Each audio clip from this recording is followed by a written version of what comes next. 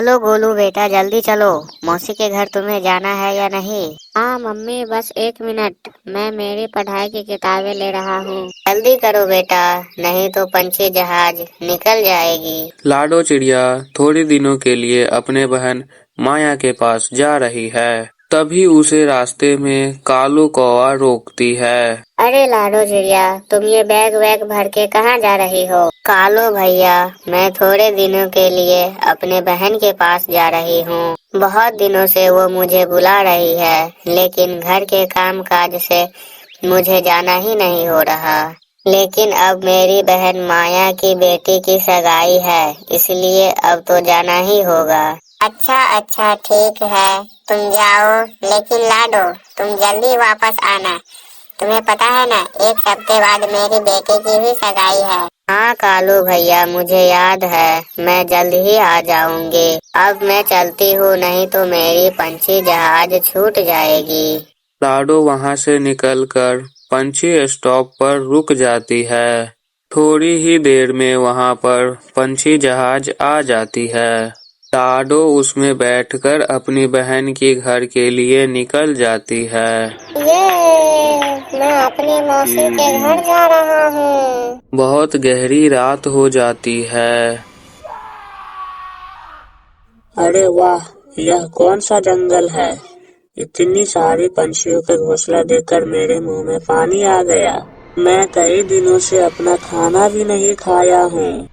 मैं कुछ दिनों के लिए इसी जंगल में रह जाता हूँ। हा हा हा हा हा। हीम भीम क्लीम ग्लीम स्लीम छू। वह चुड़ैल अपना घर बना लेती है और उसी में रह जाती है। सुबह हो जाती है। हे भगवान, ये क्या हो गया? मेरे अंडे कहाँ चले गए? तभी वहां पर टूनी चिड़िया आ जाती है। अरे बुलबुल, तुम्हें क्या हो गया? तुम ऐसे रो क्यों रही हो? क्या बताओ टूनी, कल रात के सोने तक मेरे अंडे घोंसले में ही थे। सुबह उठकर देखा तो मेरे अंडे घोंसले में से गायब थे। पता नहीं मेरा अंडा किसने गायब किया। लगता है जंगल में कोई शिकारी पंछी घुस आया है। ये बात पूरे जंगल में फैल जाती है। सारे पंछी सतर्क हो जाते हैं, लेकिन टूनी बहुत डरी हुई थी, क्योंकि उसने सुबह ही 2 अंडे दिए हुए थे। रात हो जाती है। टूनी चिड़िया अपने आँखों में तेल डालकर अपनी अंडों की रक्षा कर रही थी। सारे पंछी अपने अपने घोंसलों में सो रहे थे। रात थोड़ी गहरी हो जाती है।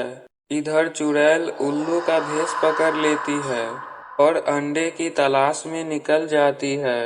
अंडों की खोज में चुड़ैल जंगल से ऊपर उड़ रही थी। थोड़ी देर खोज करने के बाद उसे टूनी चिड़िया का घर मिलता है। मुझे इसी घर से अंडे की खुशबू आ रही है। चुड़ैल घर के अंदर घुस जाती है। टूनी चिड़िया को अपने जादू से उसे सुला देती है और उसके अंडे लेकर निकल जाती है। चुड़ैल का जादू सुबह होने तक रहा। टूनी चिड़िया का होश उड़ गई। उसने देखा कि दोनों अंडे गायब थे। सुबह होते ही जंगल में अफरा तफरी मच गई। टूनी चिड़िया जोर जोर से रोने लगी। तभी वहां पर कालू कौवा आया। अरे टूनी, क्या हुआ? तुम रो क्यों रही हो? क्या बताओ कालू भैया, कल सुबह बुलबुल चिड़िया के अंडे चुराए थे और आज मेरे अंडे चोरी हो गए। मैं तो रात भर आंखों में तेल डालकर अपने अंडों की रक्षा कर रही थी, लेकिन पता नहीं मेरे अंडे कैसे चोरी हो गए। मुझे आधी रात तक तो सब कुछ पता है, आधी रात के बाद कुछ पता नहीं। सुबह जब मैंने आंखें खोली तो मेरे अंडे गायब थे। टूनी चिड़िया की बात सुनकर कालू कौवा सोच में पड़ गए।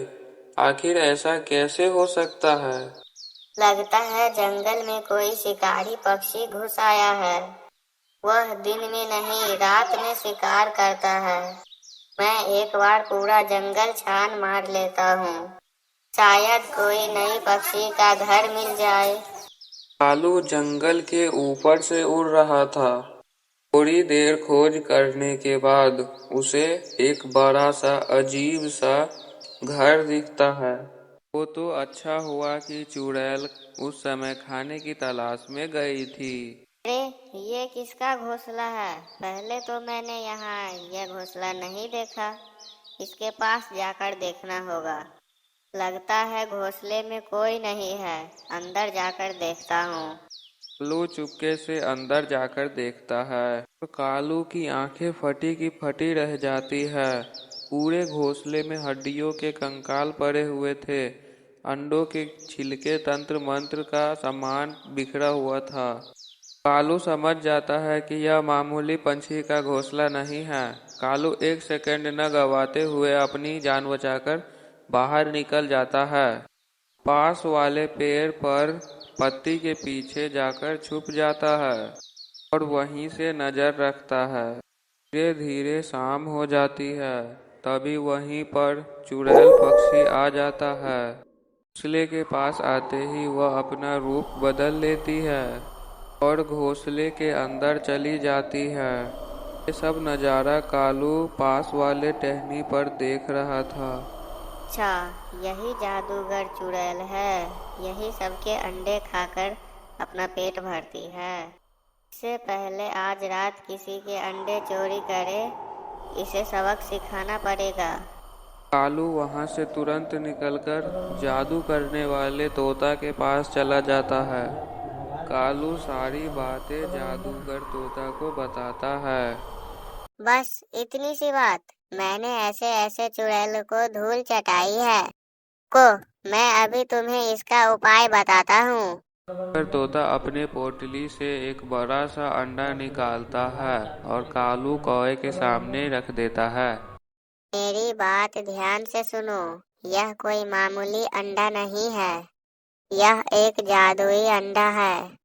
अब तुझे सिर्फ एक काम करना है। कैसे भी करके तुम्हें इस चुड़ैल को अंडे के पास लाना होगा और जैसे ही वह चुड़ैल उस अंडे को छू लेती है तो वह तुरंत कैद हो जाएगी। उसे इस अंडे तक कैसे लाना है मैं यह बहुत अच्छी तरीके से जानता हूँ।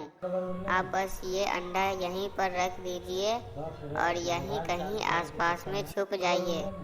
अगर वो यहाँ आ गई और वह अंडे को छूकर कैद नहीं हुई तो आप दूसरे जादू करके उसे कैद कर लेना। ठीक है, अब जल्दी जाओ और उस चुड़ैल को यहाँ तक लेकर आओ। रात हो गई। सारे पक्षी सो रहे थे। इधर कालू कौवा चुड़ैल के घोंसले के पास आ जाता है और बड़बड़ाने लगता है। सुना है एक बरगद पेड़ पर एक ताजा अंडा रखा हुआ है जो शुतुरमुर्ग का अंडा है। शुतुरमुर्ग का अंडा कितना बड़ा होता है, मैं जाकर उसे अभी खाकर आता हूँ। तो यह कहकर वहां से निकल जाता है। कालू की यह बातें चुड़ैल अंदर से सुन रही थी। अरे वाह, आज तो मजा आ गया। कितने दिन हो गए शुतुरमुर्ग का अंडा नहीं खाया। मुझे शुतुरमुर्ग का अंडा बहुत पसंद है। इससे पहले कौवा उस अंडा को खा ले, मैं उससे पहले जाकर खा लेता हूँ। चुड़ैल अपना रूप बिना बदले ही घोंसले से निकल जाती है और कालू के पहले ही अंडे के पास आ जाती है। जैसे ही चुड़ैल उस अंडे को छूती है, उस अंडे में कैद हो जाती है।